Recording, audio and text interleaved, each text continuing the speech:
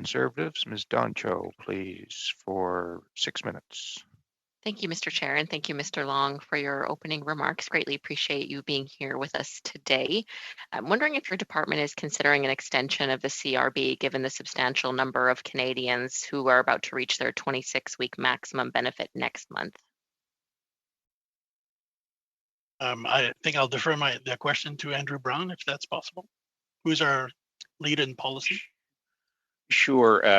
Thank you, Benoit, and thanks for the question.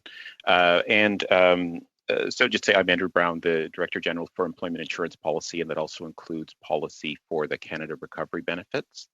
I think what I can tell you right now is that we are monitoring very closely the use of those benefits. We know that since the end of September, when people moved from the CERB to EI regular benefits and others would have started to receive the Canada Recovery Benefits, that they could use up the 26 weeks of benefits available as early as the end of March.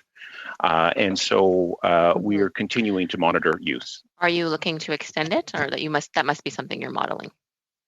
So we're trying to understand the number of people that could be running out of benefits so that we could provide options. We know the Canadian Labour Congress has come out today suggesting or asking that you extend it. So I would be surprised if you weren't modeling it already. So exactly, we're looking at the numbers, trying to understand how many people may run out at the end of March. Okay. So how much has been spent to date on the 3 CRB benefits? In terms of the 3 benefits to date, we've seen now more than 1.7 million Canadians make use of the Canada Recovery Benefit, more like about 300,000 that have made use of the Recovery Sickness Benefit, and I believe a slightly higher number, not in front of me right now, of the number that have used the Canada Recovery Caregiving Do you know benefit. how much that's cost? Like what's been the total payout? I should be able to get that within, I think, a few minutes. I don't have that right in front of me. We can come back to it at the end. Just wondering, I know that the CERB, as mentioned by Mr. Long and elsewhere, that the CERB is not coming out of EI, that it's going to go come out of general revenue or deficit financed. Is that the same plan for CRB, or will the CRB come out of the EI account? Okay, so the CRB is not coming from the EI account. It is coming from the Consolidated Revenue Fund. I've actually got the numbers here now.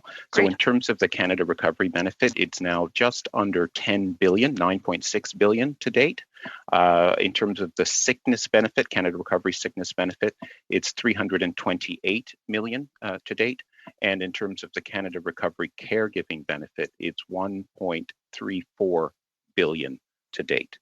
So those are the latest figures that we've got available. I appreciate that. Thank you. And regarding the EI that's been paid out to date, have you seen a jump in how much EI from the EI account itself, not CERB and not CRB, but do you anticipate an increase for what that will cost for 2020 versus 2019 and as well as 2021? Will there be more than normal is what I'm asking for 2020 and 2019? There would certainly be more than normal paid out from the EI operating account. And that really comes from 2 factors. One is simply that because of the economic conditions of many people having been laid off, there's that. There's also the impact of the temporary measures providing greater access and greater generosity, that minimum $500 per week benefit rate. And so roughly speaking, we estimated that would be over the course of the year about $10 billion additional. 10 billion additional. Okay, that's quite substantial. And as you're aware, as I'm aware, that there's that. I know the EI premiums have been frozen until 2023 when they can go up again.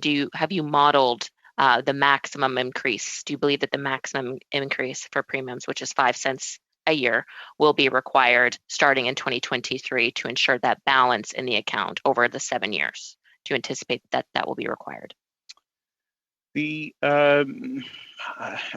Right now, I mean, the challenge is understanding where the economics will go over the next, in fact, 7 years to determine what the increase is. Certainly, there's upward pressure in terms of increased benefits, which could push premium rates up.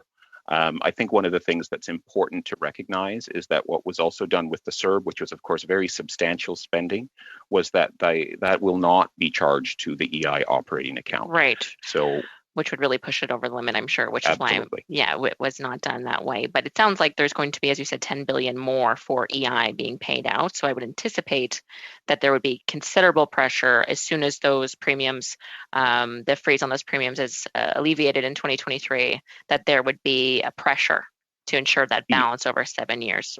I think that's a correct assumption. Indeed, that's correct. So normally, if I may ask, sorry, if I just may ask, are you considering changing legislation to that 7-year balance? That's my first question. My second one, my last one is, are you considering changing the increase of only 5 cents maximum, maybe to 10 cents, 15 cents? Are you modeling that 7 years and the yearly maximum increase? So I can certainly say that we're taking a look at what the impact would be in terms of the premium rate. But in terms of changes to rate setting policy, that's something that the government would need to bring forward legislation to change the parameters, because right now there is a 5 cent legislative limit in terms of the change from year to year. Okay, so it is something that you're obviously looking at, considering the pressure that we're seeing this year and, as you said, next year as well. Certainly, whenever we take a look at a policy change, we're looking as well at what the impact would be on EI premiums. Thank you, Mr. Brown. Thank you, Mr. Long. Mr. Chair, I believe that's all the time I have. You are correct, and thank you for recognizing that.